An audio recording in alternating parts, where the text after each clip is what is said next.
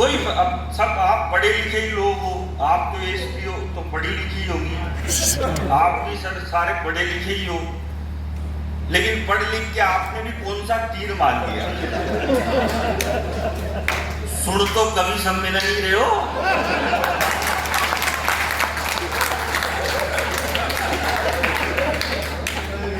और वो भी पास वाले। ज्यादा पढ़ा लिखा होने से कुछ भी नहीं होता और ज्यादा अमीर होने का भी कोई फायदा नहीं है। अमीर आदमी वो नहीं होता जिसके घर के बाहर 10 BMW खड़ी हो, अमीर वो भी नहीं होता जिसके 1000 एकड़ की संपत्ति हो। जिस घर के बाहर बच्चे और बुजुर्ग मुस्कुराते हुए मिले, समझ जाओ वही घर अमीरों का है।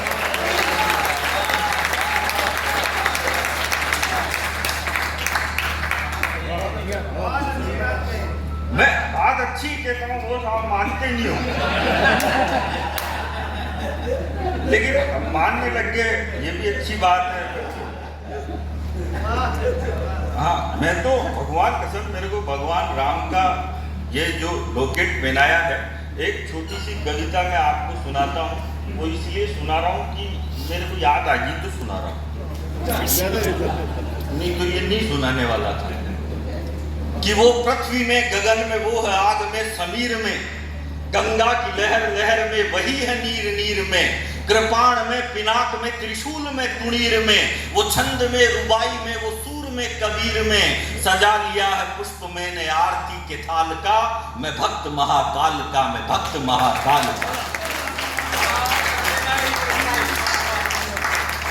वो पृथ्वी में, गगन में, वो है आग में, समीर में, गंगा की लहर लहर में, वही है नीर नीर में, कृपाण में, पिनाक में, त्रिशूल में, कुणीर में, वो छंद में, रुबाई में, वो सूर में, कबीर में, वो सीप में, वो शंख में, वो फूल में, वो शूल में, मयंक की आभा वही, वही धरा की धूल में, निर्माण में, निर्वाण में, खुशी में और आह में, वो धमनियों की धार में, वो रक्त के प्रवाह में, ब्रह्मांड में पुलकित रहा आलोक जिसके नाम का, मैं भक्त श्री राम का, मैं भक्त श्री राम का। और ब्रह्मांड भी थर्रा उठा कोदंड के प्रहार से, ब्रह्मांड भी थर्रा उठा कोदंड के प्रहार से, सागर भी सूखने लगा जिसकी भुजा के वार से, दहाड़ सुन पहाड़ रास्ता टटोलने लगे, मेरे प्रभु ने छुआ तो पाषाण बोलने लगे, हवाओं में, फिजाओं में, गवाक्ष पर, कपाट पर लिखेंगे नाम गर्व से, आकाश के ललाट पर, और दशो दिशा गुंजित रहा पुरुषार्थ जिसके नाम का, अवधपुरी में बन चुका है भव्य धाम राम का। मैं अच्छा करता हूँ पर ये अर्जुन जी के साथ रह के ऐसी याद आ जाती है। मैं बिल्कुल आश्चर्य का कवि हूँ, मैं कोई टेंशन की बात नहीं करता, मैं अस्थाना जी की तरह भ्रष्टाचार पे भी कोई बात नहीं करता हूँ। क्या मतलब अपने उन नेताओं की बात करने से, वो मैं तो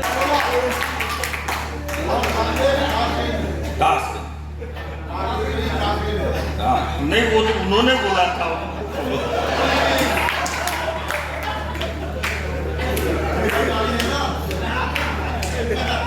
देखो, मेरा तो सर ये मानना है, मैं न तो कांग्रेस का आदमी हूँ, न मैं बीजेपी का आदमी हूँ, मैं केवल मेरी लुगाई का आदमी हूँ, किसी का भी आदमी नहीं हूँ। मेरे को किसी भी राजनीतिक पार्टी से कोई मतलब नहीं है।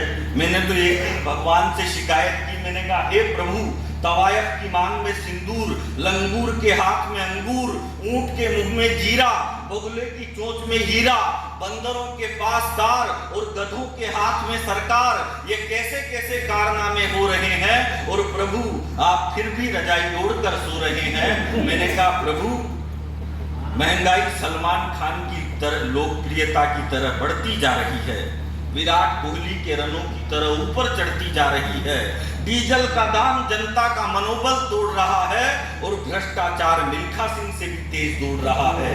मैंने कहा प्रभु, अक्षय कुमार की तरह ठंडा पीजिए और एक बार फिर अवतार लीजिए। तो बोले प्रभु, एक बार हम धरती पर विचरण करने के लिए निकले थे, दो नेताओं ने हमारी जेब काट ली।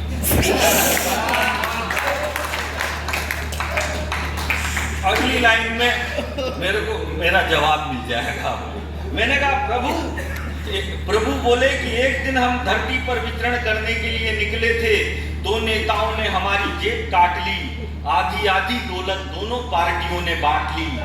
ये कलयुग है, यहाँ पर देवताओं का वास नहीं होता, और ये दुनिया मैंने बनाई है, विश्वास नहीं होता ये दुनिया।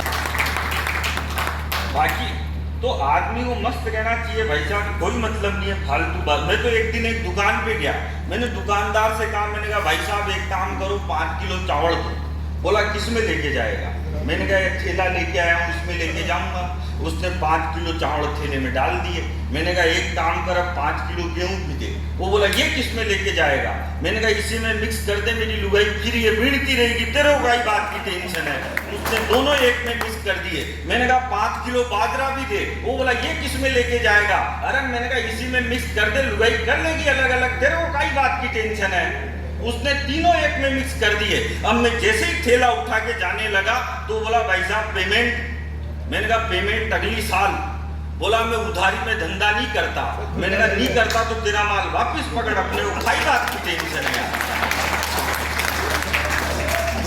तो टेंशन नहीं लेनी चाहिए, आदमी को मस्त रहना चाहिए। मेरे साथ तो हर जगह टेंशन हो जाती है भाई साहब,